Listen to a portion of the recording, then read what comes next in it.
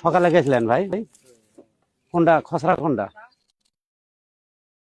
কি করছেন? বুক তাক করে একটা মারি দিলেন। হ্যাঁ, বন্দুক মুখ দেখ ইয়ে মুই এখন গুলি করি মেদার বিড়ি খা।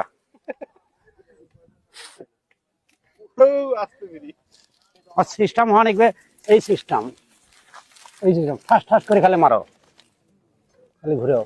ও ভাই, সাথে রেডি করিস, সাথে রেডি করে থাকিস।